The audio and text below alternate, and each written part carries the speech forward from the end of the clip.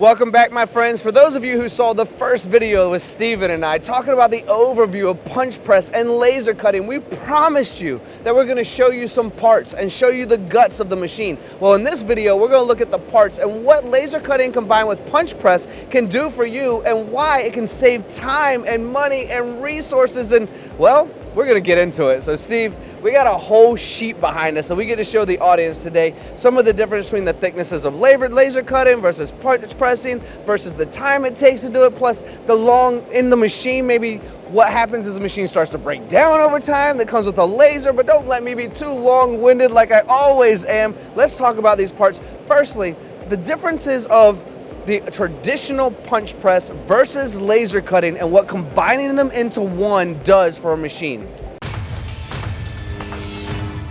Yeah, so basically what historically the punch press has done, as it's been your punch press, your forming, and it's been your laser in a way where you're cutting the material, you're making the holes, you're doing all these forming parts, but what we're trying to do is we're trying to eliminate the cutting part because we found something that has come out called laser that's doing that a heck of a lot more efficiently than what we could ever do with a punch press. So by combining these processes, we're able to take that process away, the contouring we call it, and we're able to still do all of the unique capable things, small holes, forming work, different things that the punch press is still viable and necessary for, and allowing us to take those processes and turn that into the finished parts without all of the different deburring processes, without all the different marking tool processes and marks in the material. So that's the real goal behind this, and that's why this piece of equipment's been exciting.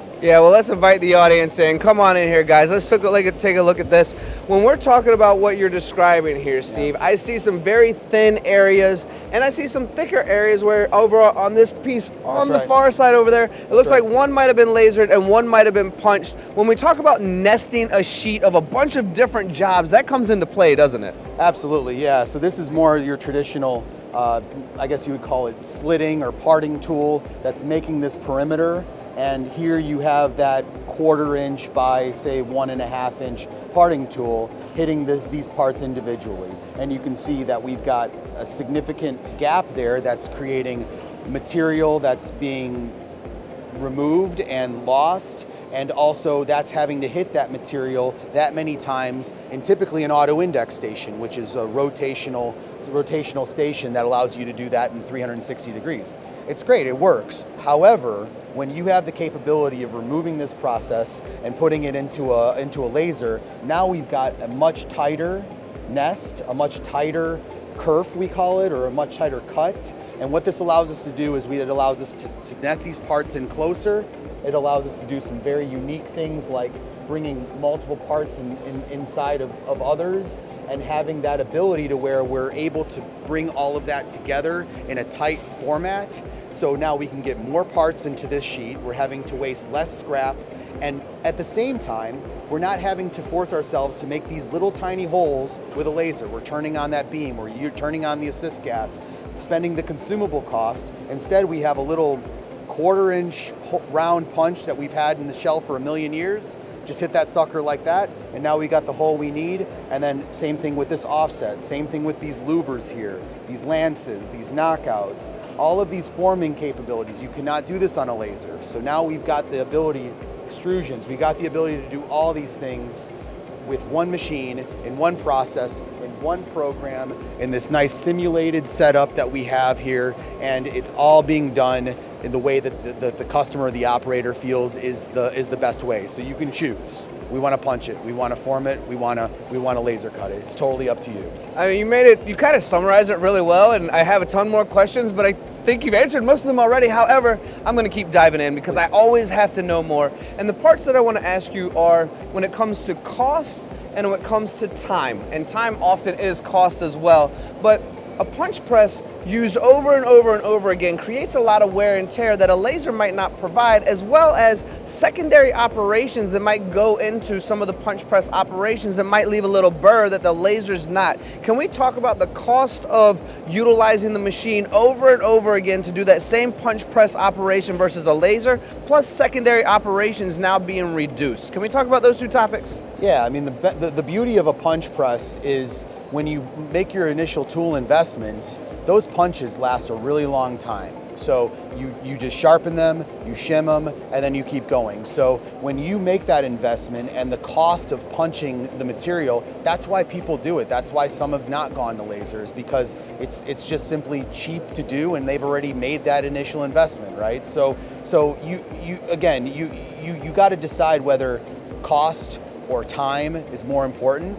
But you don't have to choose. You can make that decision based on what it is that you're doing, based on the job, based on, am I doing one part, am I doing thousands of parts? It can all be done. And we've even found a way to incorporate another process in this. So now we have 4 processes, and that's we include a standard tapping unit, 4-station tapping unit on this machine.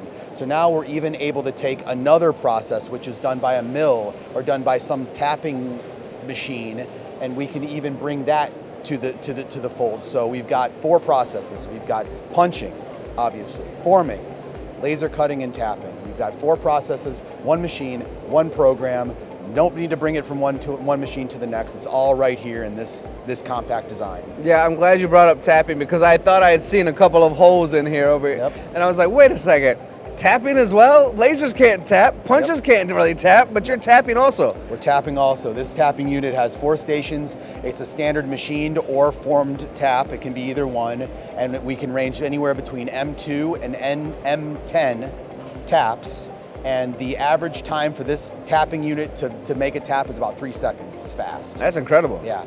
So we really are combining multiple operations, reducing time. And I have to ask you, even though we're standing here, and this is gonna be, it's not rhetorical because I'd like you to answer it, but I already know the answer, and I think the audience probably does as well, but it's worth bringing up, is the automation side of things, right? Because I don't want to pick up a big old sheet of metal, and I don't want to remove a big old sheet of metal. In fact, I've had conversations with people who, investing in machines like this, have reduced the overall insurance of people's back pains going down because they've invested in automation.